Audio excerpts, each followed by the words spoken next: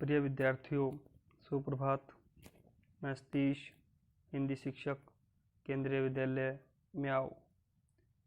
प्यारे बच्चों, आज हम कक्षा 9 की हमारी हिंदी की पाठ्य पुस्तक क्षितिज भाग 1 में संकलित दो बैलों की कथा जो मुंशी प्रेमचंद जी द्वारा लिखी गई है, कहानी को पढ़ेंगे और देखेंगे, उसके बारे में जानेंगे। दो बैलों की कथा के माध्यम से प्रेमचंद ने कृषक समाज और पशुओं के भावात्मक संबंध का वर्णन किया है। इस कहानी में उन्होंने यह भी बताया है कि स्वतंत्रता सहज नहीं मिलती, उसके लिए बार बार संघर्ष करना पड़ता है। इस प्रकार परोक्ष रूप से यह कहानी आज़ादी के आंदोलन की भावना से जुड़ी है। इस कहानी में दो बैलों के माध्यम से, उन दोनों बैलों का नाम होता है मोती और हीरा, और उनके मालिक का नाम होता है झूरी। तो हम आज की शुरू करते हैं अपनी कहानी। पशुओं को भी अपने घर से लगाव होता है। किसी कारणवश घर छूटने पर लाख परेशानियां सहकर भी वह घर लौटने का प्रयास करता है। इतना ही नहीं, पशुओं में मित्रता का भी भाव होता है। कहानी पढ़कर जानो। झूरी के पास दो बैल थे। वे नांद में एक साथ मुंह डालते और एक साथ ही हटाते। झूरी उनके चारे पानी का हमेशा ध्यान रखता था। वह कभी भूलकर भी उन्हें मारता पीटता नहीं था। पशु भी प्यार का भूखा होता है। वे भी झूरी को बहुत चाहते थे। झूरी की पत्नी के भाई का नाम गया था। एक बार गया हीरा और मोती को कुछ दिन के लिए अपने घर ले जाने लगा। बैलों को बड़ा आश्चर्य हुआ कि वह उन्हें क्यों और कहाँ लिए जा रहा है।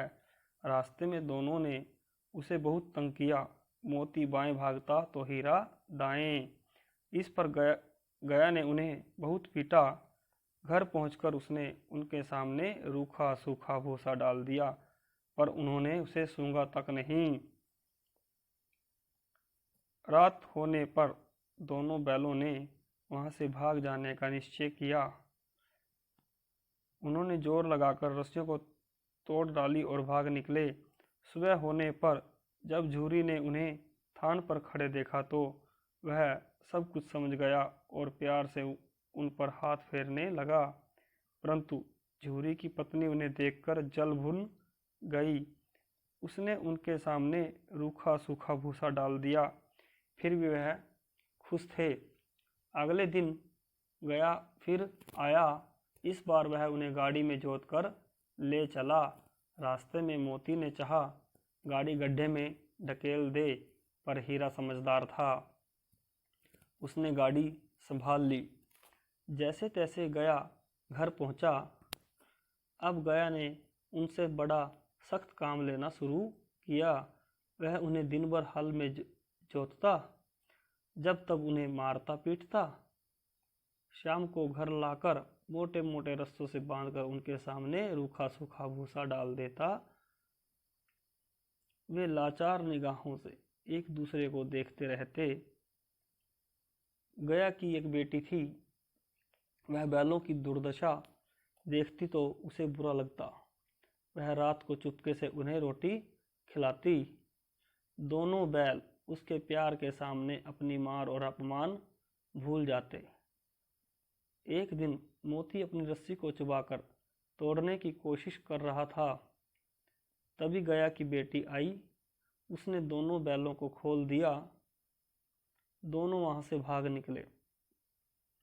थोड़ी देर बाद जब गया को पता चला तो वह भी उनके पीछे दौड़ा, पर उन्हें पकड़ न सका।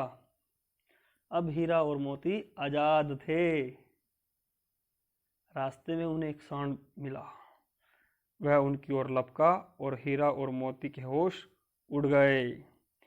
भागना बेकार था, इसलिए दोनों ने साहस से काम लिया।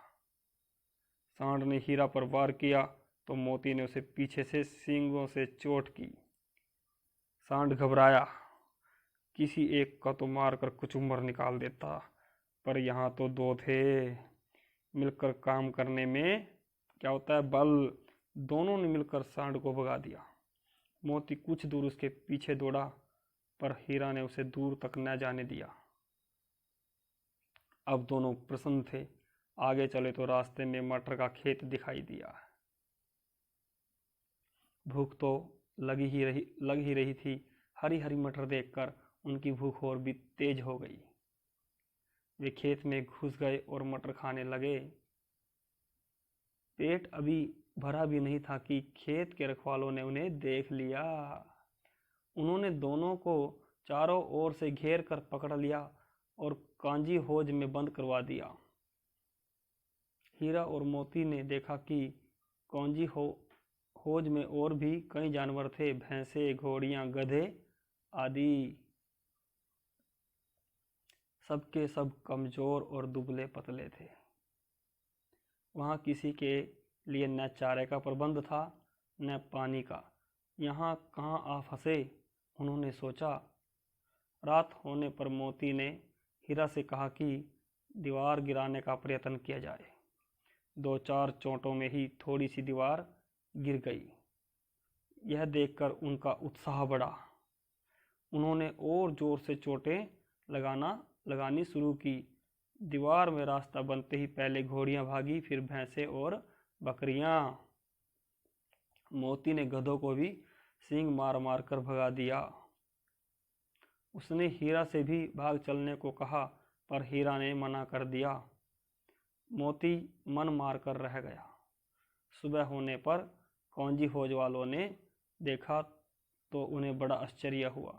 उन्होंने हीरा और मोती को नीलाम कर दिया। नीलामी में सबसे ऊंची बोली लगाकर एक व्यापारी ने उन्हें खरीद लिया। वह दोनों को लेकर अपने गांव की ओर चला। मार खाते खाते और भूख सहते सहते हीरा मोती बहुत कमजोर हो गए थे। उनकी हड्डियां निकल आई थी। भूख प्यास से व्याकुल बैलों में कुछ भी दम बाकी नहीं रहा था। वे चुपचाप व्यापारी के साथ चलने लगे। तभी रास्ता उन्हें जाना पहचाना लगने लगा। न जाने कहां से दम आ गया। वे दोनों तेजी से भागे। आगे आगे पीछे, आगे आगे बैल, पीछे पीछे व्यापारी। पर जब तक वह उन्हें पकड़ता तब तक दोनों बैल अपने घर पहुंच चुके थे। बैलों को देखकर झूरी को बड़ी खुशी हुई। वह उनसे लिपट गया। इतने में व्यापारी वहां आ पहुंचा और उन्हें मांगने लगा। मोती ने आव देखा ना दाव व्यापारी पर झपटा। व्यापारी जान बचाकर वहां से भागा। झूरी की पत्नी भी भीतर से दौड़ी दौड़ी आई। उसने दोनों बैलों के माथे चूम लिए। इस प्रकार दोनों बैल अपने घर पहुंच गए। तो प्रिय विद्यार्थियों, यह थी हमारी कक्षा 9 की पहली कहानी, 2 बैलों की कथा। आशा करता हूँ कि आपको यह कहानी अच्छी लगी होगी। तो प्रिय विद्यार्थियों, इस कहानी के प्रश्न उत्तर और दोबारा इस कहानी को समझने का प्रयास करें। धन्यवाद।